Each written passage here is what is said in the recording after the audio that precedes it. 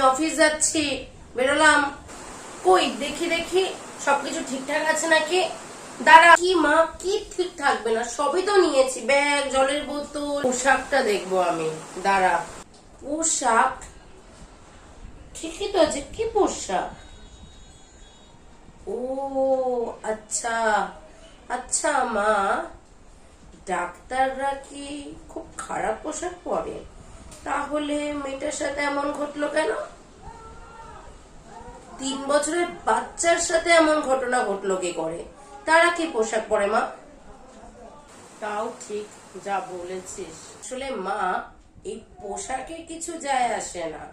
তাই যদি আসতো, তাহলে ওই ডাক্তার আর এই যে 3 বছরের যে শিশু, তাদের সাথে এই নিকৃষ্ট, এই জঘন্যতম ঘটনা কোনোদিনও ঘটতো না।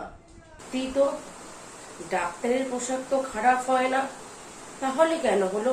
3 বছরের বাচ্চাও তো একটা জামা কাপড় ওরকম পরে না, যেরকম বলে সমাজ যে পোশাক কি ঠিক ছিল না মেয়েটার। একটা মেয়ের সাথে এমন ঘটনা হওয়ার পেছনে একটা মেয়েই দায়ী, কারণ পোশাকটা ঠিক ছিল না। কিন্তু ডাক্তারটার কি ক্ষতি করলো? ডাক্তারটা কি পোশাক পরেছিল? প্রশ্ন। ঠিকই বলেছিস মনা, তুই ভুল বলিস নি।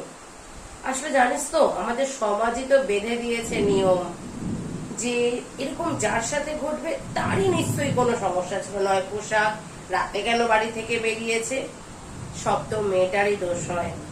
কিন্তু যারা এটা করে তাদের কোনো দোষ নেই, তা তো নিরপরাধ একেবারে। কিন্তু ওইগুলোই আসলে কিট। বেরোলাম। মিষ্টি, আজ তাড়াতাড়ি একটু আসিস না রে, তোকে নিয়ে ক্যারাটে ক্লাসে যাব, ভর্তি করাবো। সে না হয় শিখবো মা, কিন্তু আমার ক্যারাটে শেখার থেকেও জরুরি আমার ভাই ও অন্যান্য পুত্র সন্তান যারা আছে তাদের ক্যারাটে শেখা। তাদের সঠিক শিক্ষা দেওয়া দরকার। মেয়েরা ক্যারাটে 2 দিন পর শিখলেও হবে, তাদের একদম ছোট থেকে শেখানো উচিত মেয়েদের সম্মান করা, রেসপেক্ট করা, শ্রদ্ধা করা। আচ্ছা শেখাবো, তবে নাইট ডিউটি নিবি না কিন্তু, আমি কিন্তু বলে দিচ্ছি। আচ্ছা মা, অন্যায় কি শুধু রাতের বেলায় হয়, দিনে হয় না? আচ্ছা বলো তো, মেয়েরা অলি গলি, ট্রেন, ট্রাম, বাস, কোনো জায়গাতেই কি মেয়েরা সেফ? এমনকি নিজের বাড়িতেও তো সেফ নয়, কি বলো? সে তো হাসপাতালও সেফ নয়।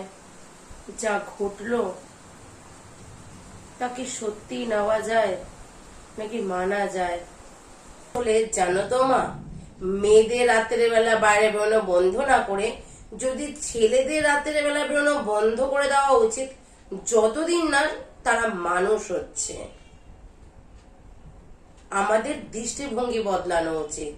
মিষ্টি, আজ তুই আমার চোখ খুলে দিলি। সত্যি এই সমাজের দৃষ্টিভঙ্গিটাই বদলানো উচিত।